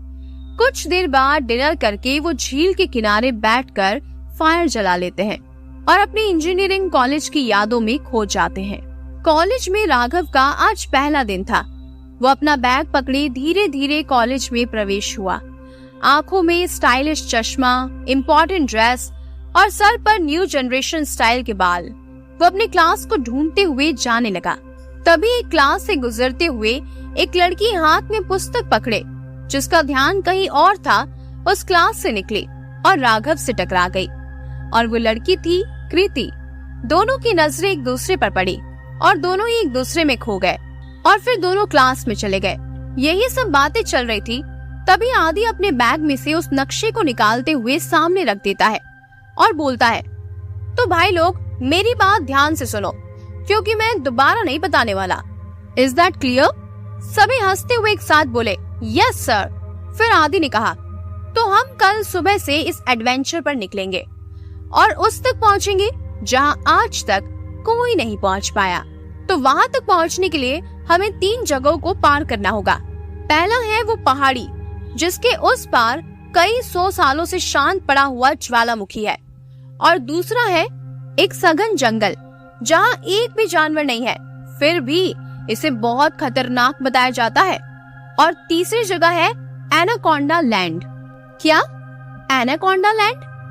आदि ने कहा, अरे चिल यार, वहाँ छोटे छोटे सांप पाए जाते हैं जिनमें जहर नहीं होता। तो इन 3 जगहों को पार करने के बाद हम पहुँचेंगे द फाइनल डेस्टिनेशन, जहाँ हमें उसे खोजना होगा। उस जगह को ढूंढ पाना नामुमकिन तो नहीं, लेकिन इजी भी नहीं है। तो मेरे जवानों, क्या तुम सब तैयार हो नया इतिहास रचने के लिए और इतिहास के पन्नों में अमर होने के लिए? आदि जोश में बोला, तो चलो सब अपने अपने टेंट पर जाकर सो जाओ और कल एक नए जोश के साथ हम सब इस एडवेंचर को पूरा करेंगे, जिसका नाम है द फाइनल डेस्टिनेशन। सभी अपने अपने टेंट पर जाने लगते हैं। राघव भी अपने टेंट पर जाने लगता है। तभी उसे वो नक्शा दिखाई देता है। वो उसे खोलकर देखने लगता है। उस नक्शे में पहाड़, पर्वत, जंगल और एनाकोंडा लैंड का चित्र बना हुआ था, लेकिन इसमें तो सिर्फ नक्शा बना हुआ है। तो आदि को इसके बारे में इतना सब कुछ कैसे पता? तो क्या लगता है आपको, क्या वो वहाँ पहुँच पाएंगे? और अगर पहुँच भी गए तो क्या वो सभी सही सलामत वापस आ पाएंगे? चलिए आगे की कहानी सुनेंगे अगले भाग में। अब तक हमने सुना आदि अपने दोस्तों को उस मैप की मदद से उस जगह की जानकारी देता है, जिससे वो उस जगह पर पहुंच सके। चलिए अब आगे सुनते हैं। सभी अपने टेंट पर जाकर सो जाते हैं। चिड़ियों की चहचहाट से उनकी नींद खुलती है। सूरज की रोशनी चारों ओर धीरे धीरे फैल रही थी। झील और झरने से बहते पानी की कल कल की आवाज मन में शांति भर रही थी। जंगली फूलों की खुशबू मन को प्रफुल्लित कर रही थी। सभी अपने टेंट से बाहर आए और उस मनोरम दृश्य का दीदार करने लगे। राघव ने कहा, अद्भुत, ऐसा नजारा मैंने आज तक नहीं देखा था। कीर्ति ने कहा, सच में ये नजारा अद्वितीय है। आदि ने कहा, हाँ वो तो है, लेकिन चलो जल्दी से सब रेडी हो जाओ, हमें जल्दी ही अपने सफर पर निकलना होगा। सभी नहाने का सामान लेकर झील की तरफ जाते हैं। कुछ देर बाद वो सब नहा कर आते हैं। फिर खाने का इंतजाम करके वो सब तैयार होने लगते हैं। अपने बैग में नायलॉन की मजबूत रस्सी, चाकू और खाने पीने का सामान रखते हैं। पांचों दोस्त अपने सफर के लिए चल पड़ते हैं और करीब 15 मिनट के बाद वो उस पहाड़ी के पास पहुंच जाते हैं। फिर वो अपने बैग से कांटे से बंधी रस्सी निकालते हैं और उस पहाड़ी की ओर फेंकते हैं और धीरे धीरे उस पहाड़ पर चढ़ने लगते हैं। फ्रेडी को छोड़कर बाकी सभी तेजी से उस पहाड़ पर चढ़ जाते हैं। तभी अचानक फ्रेडी का हाथ रस्सी से छूटने लगता है, लेकिन राघव फुर्ती से उसका हाथ पकड़ लेता है और आदि की मदद से फ्रेडी को ऊपर खींच लेता है। आदि ने कहा, क्या यार फ्रेडी, इतनी जल्दी मरना चाहता है क्या? समीरा जोर से आदि पर चिल्लाती है, आदि। आदि ने कहा, ओके सॉरी, चलो अब आगे बढ़ते हैं। वे आगे बढ़ने लगे। सामने वो शांत ज्वालामुखी थी। वे उसी किनारे से होते हुए आगे बढ़ जाते हैं। आदि ने कहा, तो पहला पड़ाव पार कर लिया, अब दूसरा पड़ाव, उस जंगल के अंदर चलते हैं। सभी तेजी से आगे बढ़ने लगते हैं। थोड़ी देर आगे चलने के बाद दूसरा पड़ाव सामने आया। एकदम सघन जंगल और विशाल। दूर से ऐसा लग रहा था जैसे उसके अंदर कोई रास्ता ही नहीं हो। पांचों तेजी से आगे बढ़ने लगे। उस जंगल में प्रवेश करने के बाद ऐसा लग रहा था जैसे शाम हो गई हो। राघव बोला, अब समझा इसे सघन जंगल क्यों कहते हैं। ये इतने सघन जो है, और ऊपर से ये पत्तेदार झाड़ियां। पांचों दोस्त आगे बढ़ चले। काफी देर तक आगे चलने के बाद भी वे उस जंगल से बाहर नहीं निकल पाए। जहाँ भी रुककर आसपास देखते तो ऐसा लगता जैसे अभी तो इसी रास्ते से गुजरे हैं। 1 घंटे तक वो ऐसे ही चलते रहे, लेकिन उस जंगल से बाहर नहीं निकल पाए। कीर्ति और समीरा वहीं थक कर बैठ गए। कीर्ति ने कहा, अब मुझसे और नहीं चला जाएगा। समीरा ने कहा, हाँ कब से हम चले जा रहे हैं, लेकिन इस जंगल से तो बाहर ही नहीं निकल पा रहे। आदि मैप देखते हुए बोला, इस मैप के हिसाब से तो हमें ये जंगल आधे घंटे में पार कर लेना चाहिए था। राघव बोला, हम कहीं भूल भुलैया में तो नहीं फंस गए? कहते हैं ऐसे जंगलों में लोग खो जाते हैं, जिस जगह से जाते हैं वापस उसी जगह पर पहुंच जाते हैं। तभी फ्रेडी बोला, मेरी दादी माँ कहती थी कि जब भी किसी भूल भुलैया में फंस जाओ तो अपने आँखों और अपने पैरों को पानी से धो लो, क्योंकि भूल भुलैया की जगह में मौजूद कुछ अज्ञात तत्व हमारी आँखों को भ्रमित कर देते हैं, जिससे हम उसी जगह पर फंस जाते हैं। सभी अपने बैग से पानी की बोतल निकालकर अपनी आँखों और अपने पैरों को धोते हैं। फिर पानी पीकर थोड़ी देर आराम करके वो आगे बढ़ने लगते हैं और सचमुच 10 मिनट के अंदर वो उस जंगल के बाहर निकल आते हैं। लेकिन जहाँ पर वो बैठे थे उनसे कुछ दूर पर एक आदमी का बहुत पुराना कंकाल पड़ा हुआ था, जिस पर बहुत सारे कीड़े मकोड़े बैठे हुए थे और वो उस हड्डियों को चबा चबा कर खा रहे थे। और कुछ ही देर में उस कंकाल का नामो निशान मिट गया। अरे वाह फ्रेडी, तुम्हारी दादी का ये नुस्खा तो बहुत कमाल का है। फ्रेडी ने कहा, हाँ आखिर दादी किसकी है? सभी खिलखिलाकर हंस पड़े। राघव बोला, तो दूसरा पड़ाव भी पार हो गया ना, अब तीसरे पड़ाव को पार करना है। कीर्ति ने कहा, हाँ उस लैंड को। आदि बोला, तो फिर चलो। पांचों दोस्त अपने अगले पड़ाव की ओर आगे बढ़ जाते हैं। सामने चारों ओर बड़े बड़े पत्थर पड़े हुए थे और बड़े बड़े पहाड़ और पर्वत भी थे, साथ ही छोटे छोटे हरे हरे घास जो मन को आनंदित कर रहे थे। सभी इस पल को अपने कैमरे में कैद कर रहे थे। वे सभी उस छोटे बड़े पत्थरों पर चढ़कर आगे बढ़ने लगे। काफी देर तक चलने के बाद वो एक रहस्यमयी जगह पहुंच जाते हैं। सामने काले पत्थरों का ढेर था और बड़ी बड़ी गुफाएं जो काफी लंबी थी।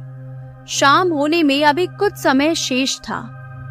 वहीं उन पहाड़ों के बीच में एक बड़े से गुफा के अंदर एक बहुत बड़ा और लंबा सांप का होल था, मतलब केचुली। आदि मैप देखने लगा। उसके चेहरे पर खुशी छा गई। आदि ने कहा, हम लोगों ने कर दिखाया, अब हम अपनी मंजिल से बस कुछ ही कदम दूर हैं। राघव बोला, तो अब हमें किस तरफ जाना है?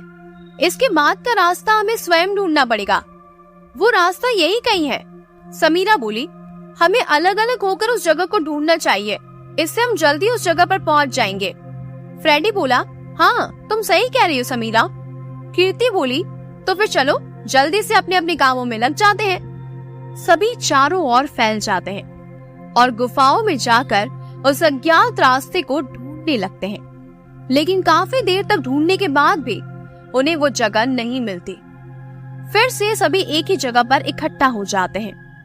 आदि बोलता है, किसी को रास्ता मिला? कीर्ति ने कहा, नहीं यार। समीरा बोली, कहीं ऐसा तो नहीं इस मैप का नक्शा गलत हो? नहीं तो अभी तक हमें वो रास्ता मिल जाना चाहिए था। आदि बोला, नहीं ऐसा कैसे हो सकता है? आदि अधीर होकर मैप को उलट पुलट कर कर देखने लगा। कीर्ति ने कहा, शायद हम उस जगह को कभी नहीं ढूंढ पाएंगे, हमें वापस चलना चाहिए। आदि बोला, लेकिन समीरा बोली, हम समझ सकते हैं तुम्हारे लिए ये कितना इम्पोर्टेंट था, लेकिन देखो अब हमें वापस जाना चाहिए। सभी निराश होकर वापस जाने लगते हैं। तभी कीर्ति बोल पड़ी, एक मिनट, राघव कहाँ है? सभी इधर उधर देखने लगे। आदि ने कहा, अरे हाँ राघव कहाँ है? सभी राघव को ढूंढने लगे, लेकिन राघव कहीं नहीं मिला। तभी एक आवाज आई, हे दोस्तों, मुझे वो रास्ता मिल गया। आदि बोला, क्या? मैं जानता था ये मैप गलत हो ही नहीं सकता। सभी राघव की ओर भागे, जो एक बहुत बड़े और विशाल गुफा के सामने था। वो तेजी से राघव के पास पहुंच गए। राघव ने बोला, ये रहा वो रास्ता, इन लताओं के अंदर। ऐसा कहकर राघव ने उन लताओं को वहां से हटा दिया। सामने एक बहुत बड़ी पत्थर की दीवार थी, जिस पर बहुत सारे शिल्पकृति छपे हुए थे। आदि बोला, आखिरकार हमने इस जगह को ढूंढ निकाला। कीर्ति बोली, हाँ चलो अब जल्दी से इस दरवाजे को खोलते हैं। सभी एक साथ उस दरवाजे को खोलने की कोशिश करने लगे, लेकिन वो दरवाजा टस से मस नहीं हुआ। समीरा बोली, अरे ये दरवाजा तो खोल ही नहीं रहा। राघव आसपास की लताओं को हटाकर देखने लगा। तभी उसे उस दीवार पर एक स्क्वायर शेप दिखाई दिया। राघव को पता नहीं क्या सूझा, उसने वो पुस्तक जिसको वो साथ लाए थे उस जगह पर लगा दी और तभी कुछ आवाज आई, लेकिन वो दरवाजा वैसा का वैसा ही रहा। आदि बोला, इससे भी दरवाजा नहीं खुला, अब ये कैसे खुलेगा?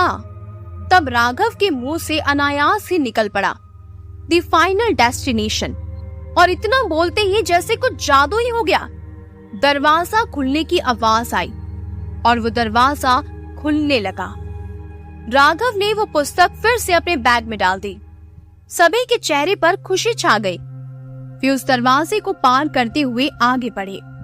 सामने रहस्यमय तरीके से बनी मूर्तियां रखी हुई थी और दीवार पर अनेक शिल्प कला छपी हुई थी।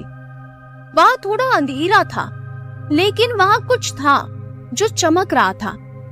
वो पांचों वहां की सभी मूर्तियों और शिल्प कला को देखने लगे, लेकिन राघव उस चमकदार रोशनी की ओर आगे बढ़ रहा था।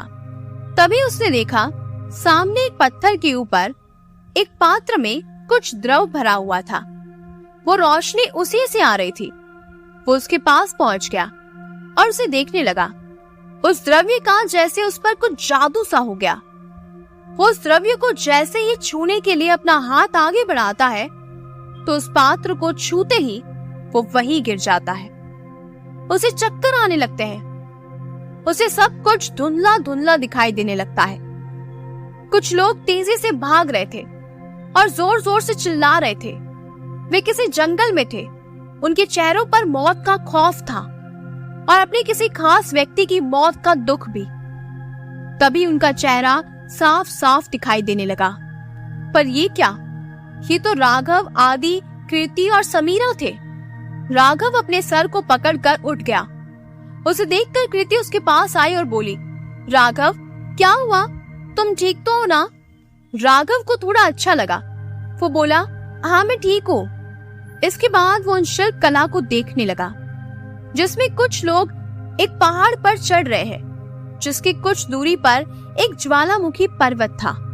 फिर दूसरे शिल्प में एक जंगल से गुजर रहे हैं। फिर तीसरे में वे कई पहाड़ियों के बीच में पहुंच जाते हैं। राघव सोचने लगा, अरे ये तो यहाँ आने का रास्ता है जिससे हम लोग यहाँ आए हैं। राघव फिर आगे वाले शिल्प कला को देखने लगा। उसमें वे लोग एक गुफा के अंदर पहुंच जाते हैं और तभी एक बड़ा सांप उसमें से कुछ इंसानों को खा जाता है। राघव ये देखकर थोड़ा घबरा जाता है। फिर वो आगे के चित्रों को देखने लगता है जिसमें वो इंसान वहां से भाग रहे थे। इसके बाद कोई चित्र नहीं छपा था। राघव इधर उधर देखने लगा। तभी उस दीवार पर कुछ लिखा था। राघव उसे पढ़ने लगा। द फाइनल डेस्टिनेशन, मतलब आखिरी लक्ष्य। जो भी इस जगह पर पहुंच गया, मतलब उसने अपने आखिरी लक्ष्य को प्राप्त कर लिया। और आखिरी लक्ष्य का मतलब है मौत। जो भी इस जगह पर पहुंचता है उसे इनाम में आखिरी लक्ष्य प्राप्त होता है, यानी कि मौत प्राप्त होती है। ये पढ़कर राघव बुरी तरह घबरा गया। वो घबराते हुए बोला, दोस्तों मुझे ये जगह सही नहीं लग रही, हमें यहाँ से जल्दी निकलना चाहिए। आदि बोला, तो क्या कह रहे हैं राघव? अभी तो हम लोग यहाँ पहुंचे हैं, अभी तो इस जगह पर पहुंचने के लिए जश्न मनाना बाकी है। राघव बोला, जरा यहाँ पर आकर इन शिल्प कृतियों को देखो। आदि उन शिल्प कृतियों को देखने लगा। फिर बोला, ये। इससे पहले आदि कुछ बोलता, फ्रेडी की चीख सुनाई दी, बचाओ, नहीं, छोड़ दो मुझे। सभी चौंकते हुए फ्रेडी की ओर देखने लगे। तभी उन्हें झटका लगा। एक विशाल एनाकोंडा ने फ्रेडी को एक ही झटके में अपने मुंह में भर लिया और फ्रेडी की आवाज उस गुफा में गूंजने लगी। इस दृश्य ने सभी को डरा दिया। चारों को कुछ सूझ नहीं रहा था कि अचानक से ये क्या हो गया। तभी राघव चिल्लाया, भागो यहाँ से। ये सुनकर जैसे वो होश में आए, वो तेजी से वहां से भागने लगे और वो एनाकोंडा फुफकारते हुए उनके पीछे जाने लगा। वो तेजी से उस गुफा से निकले और बेतहाशा भागने लगे। वो सांप भी उनका पीछा करने लगा। तभी समीरा एक बड़े पत्थर से गिर पड़ी। उसके सिर पर काफी चोटें आ गई। वो दर्द से करार उठी। उसे करारते हुए देखकर राघव, कीर्ति और आदि मुड़कर पीछे देखने लगे। समीरा को देखकर आदि उसके पास दौड़ा, लेकिन राघव ने उसे रोक लिया। समीरा दर्द से करारती रही और तभी वो सांप वहां तेजी से आया और समीरा को एक ही सांस में निगल गया। ये देखकर आदि चीख पड़ा, लेकिन राघव ने उसे समझाया, अभी रोने का वक्त नहीं है, हमें यहाँ से कैसे भी करके निकलना होगा, नहीं तो ये एनाकोंडा हमें भी अपना शिकार बना लेगा। वो तीनों तेजी से भागने लगे। अब वो एनाकोंडा काफी पीछे छूट गया। वो सघन जंगल में पहुंच गए। राघव सबसे आगे था, फिर आदि और उसके बाद कीर्ति। कीर्ति भागते हुए थक गई। वो वहीं रुककर सांस लेने लगी। उसने पीछे देखा तो वो सांप दिखाई नहीं दिया। उसने राहत की सांस ली। फिर आदि और राघव को देखने लगी, लेकिन वो वहां नहीं थे। वो काफी आगे निकल चुके थे। कीर्ति घबराते हुए उस जंगल से निकलने लगी, लेकिन दुर्भाग्यवश वो फिर उस भूल भुलैया में फंस गई। काफी देर तक जब वो उस जंगल से नहीं निकली तो उसे याद आया कि वो तो भूल भुलैया में फंस गई है। वो अपने बैग को देखने लगी, लेकिन ये क्या, वो तो अपना बैग उस गुफा में ही छोड़कर आ गई थी। वो डर गई। वो अपनी आंखों को साफ करने की कोशिश करने लगी और उतने में वो एक झाड़ी से टकरा कर गिर गई। उसके शरीर पर कुछ खरोंचें आई और वो वहीं गिर पड़ी। जहां पर कीर्ति को खरोंचें आई थी, वो जगह तेजी से दर्द करने लगी। उसकी आंखें दर्द के मारे लाल हो गई। वो उठकर चल भी नहीं पा रही थी। थोड़ी ही देर में उसके मुंह से झाग निकलने लगा। उसे बहुत दर्द होने लगा। वो कुछ बोल भी नहीं पा रही थी। तभी वहां बहुत सारे कीड़े मकोड़े एक साथ आ गए और कीर्ति के शरीर पर चढ़ गए और उसके शरीर को खाने लगे। कीर्ति दर्द से पागल हो रही थी, लेकिन वो कुछ भी नहीं कर पा रही थी। कुछ ही देर में उन कीड़े मकोड़ों ने कीर्ति के शरीर का नामो निशान मिटा दिया। इधर आदि और राघव बहुत दूर निकल गए। तब उन्हें कीर्ति की याद आई। वो रुककर कीर्ति कीर्ति चिल्लाने लगे, लेकिन कीर्ति तो हमेशा के लिए शांत हो गई थी। राघव वहीं गिर पड़ा। उन दोनों को पता चल गया कि अब कीर्ति भी उसका शिकार हो गई है। राघव अपने प्यार को यूं खोकर वहीं बैठकर रोने लगा। तभी आदि उसे चुप करवाने लगा, समझाने लगा, हम दोनों ने अपने तीनों दोस्तों को खो दिया है, जिसका दर्द हमेशा हमारे सीने में रहेगा। लेकिन अभी हमें यहाँ से निकलना होगा, नहीं तो हम भी मारे जाएंगे। राघव चीखते हुए बोला, मैंने पहले ही बोला था तुम लोगों को, ये जगह ठीक नहीं है, लेकिन तुम लोग नहीं माने। अगर मेरी बात मान लेते तो वो तीनों जिंदा होते। जाओ यहाँ से और मुझे अकेला छोड़ दो। आदि बोला। लेकिन राघव फिर बोला, मैंने बोला ना, मुझे अकेला छोड़ दे। आदि राघव को अकेला छोड़कर वापस आने लगा। वो उस पहाड़ी तक पहुंच गया और उस रस्सी के सहारे नीचे उतरने लगा। तभी वो शांत ज्वालामुखी एकदम से जाग उठी और तेजी से उसकी लावा चारों ओर बहने लगी। आदि इस बात से अनजान उस पहाड़ी से नीचे उतर रहा था। तभी वो लावा बहते हुए उस पहाड़ी तक आ गई। आदि ये देखकर सहम गया। वो तेजी से नीचे उतरने लगा, लेकिन तब तक बहुत देर हो चुकी थी। वो लावा तेजी से बहते हुए आगे बढ़ गई और आदि उसी में जलकर खाक हो गया। लेकिन उस पुस्तक को कुछ नहीं हुआ और वो लावा के साथ बहते हुए नदी में बह गई। राघव काफी देर तक रोता रहा। फिर उसे कुछ चित्र दिखाई देने लगे, जिसे उसने उस गुफा में देखा था, जिसमें एक पात्र में रखे द्रव्य को एक इंसान उस सांप पर छिड़क रहा था, जिसके बाद वो सांप अदृश्य हो गया, यानी मर गया। राघव अपने आंसुओं को पोंछते हुए उठ गया। मैं तुझे जिंदा नहीं छोड़ूंगा। तुमने मेरे दोस्तों को मार डाला, मैं अब इसका बदला लूंगा। राघव तेजी से उसी रास्ते की ओर चल पड़ा। कुछ ही देर में वो सघन जंगल में पहुंच गया। तभी उसकी नजर एक मनुष्य कंकाल के बचे कुछ अवशेषों पर पड़ी, जिसमें बहुत सारे कीड़े मकोड़े बैठे थे। राघव की नजर उस कंकाल के पास पड़े एक सोने के लॉकेट पर पड़ी, जिसे राघव ने ही कीर्ति को दिया था। राघव की आंखों में फिर से आंसू बहने लगे। वो उस लॉकेट को अपने साथ रखकर आगे बढ़ा। कुछ ही देर में वो उस पहाड़ियों के बीच पहुंच गया। तभी वो फुर्ती से एक पत्थर के नीचे छुप गया। उन पहाड़ियों के बीच में वो एनाकोंडा बैठा था और अपने आहार को पचा रहा था। राघव उसे गुस्से से देखते हुए वहां से छुपते छुपाते उस गुफा तक पहुंच गया और तेजी से उस गुफा के अंदर जाने लगा। लेकिन दुर्भाग्यवश उस सांप की नजर राघव पर पड़ चुकी थी। राघव तेजी से उस जगह पर पहुंचा और उस पात्र में रखे द्रव्य को अपने हाथों में ले लिया। तभी गुफा में एक आवाज गूंजी, जिससे राघव चौंक गया।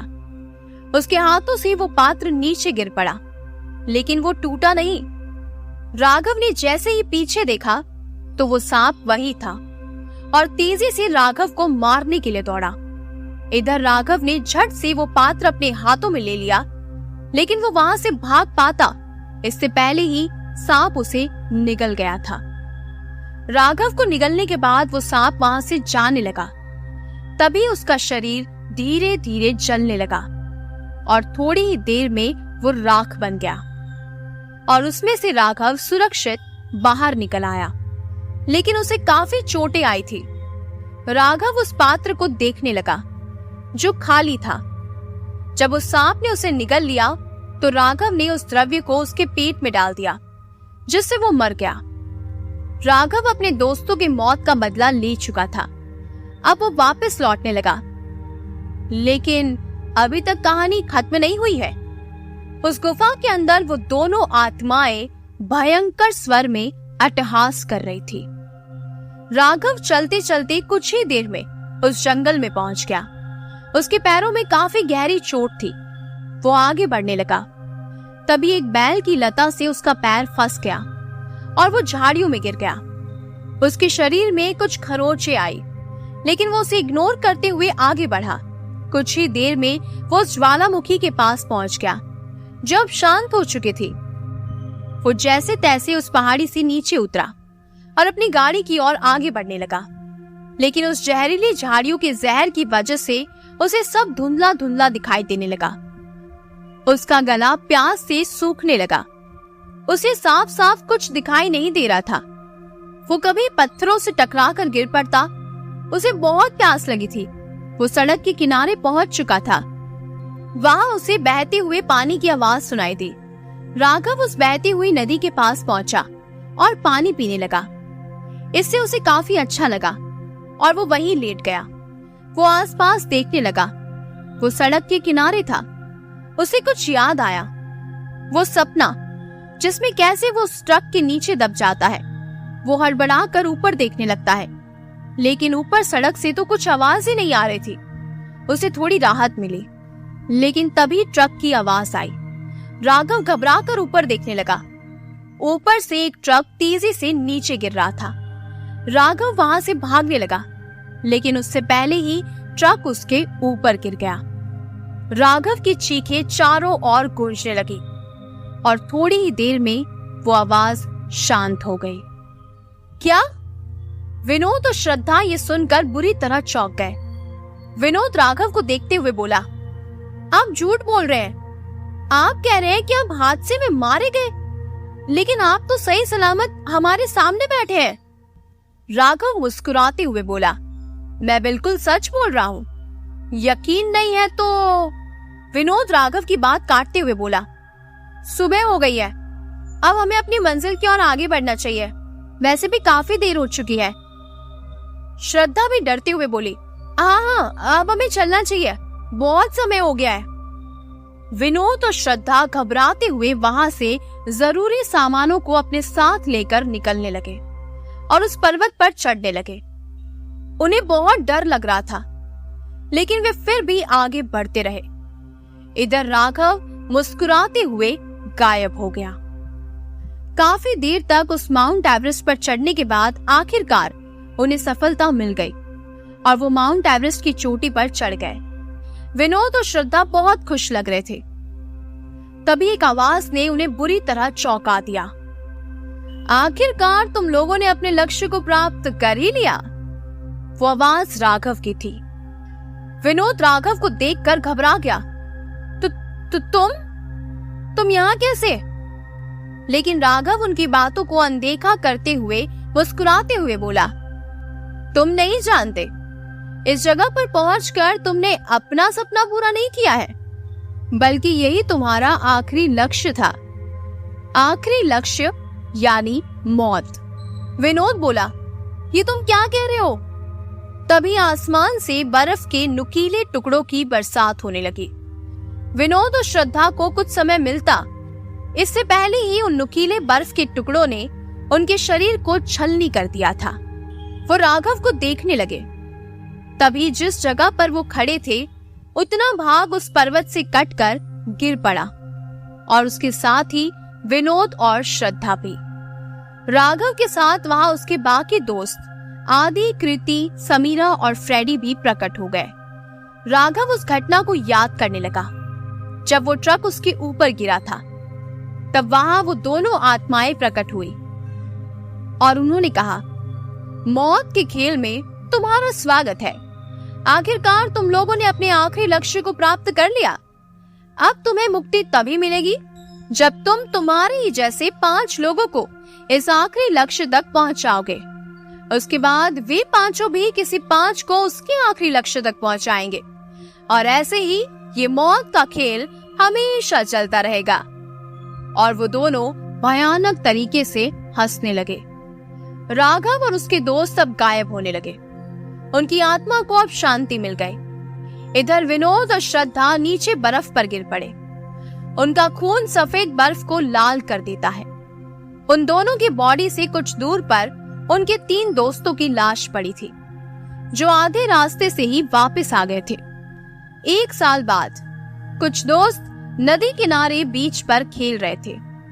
तभी एक लड़के की नजर नदी किनारे किसी चीज पर पड़ी जो रेत से ढका हुआ था। वो उस जगह पर जाकर उस रेत को हटाने लगा। वहां एक पुस्तक थी। वो उसे साफ करने लगा। उस पुस्तक का नाम था द फाइनल डेस्टिनेशन। वो मुस्कुराते हुए उस पुस्तक को देखने लगा। फिर अपने दोस्तों को बोला, हे दोस्तों, इस हॉलिडे हम एक रहस्यमय एडवेंचर पर जाएंगे। एक दोस्त बोला, सच में वो रहस्यमय है? वो लड़का पुस्तक की ओर देखते हुए बोला, हाँ बिल्कुल। तभी वो दूसरा दोस्त बोला, अच्छा जरा उस जगह का नाम तो बताओ। वो लड़का बोला, द फाइनल डेस्टिनेशन। तो कैसा लगा आपको ये काल का महाजाल? कहानी आपको कैसी लगी कमेंट करके जरूर बताइएगा। वीडियो पसंद आया है तो वीडियो को लाइक और चैनल को सब्सक्राइब जरूर कीजिएगा। ऐसी ही भूतिया, डरावनी और रहस्यमयी कहानियों को सुनने के लिए चैनल से जुड़े रहिएगा।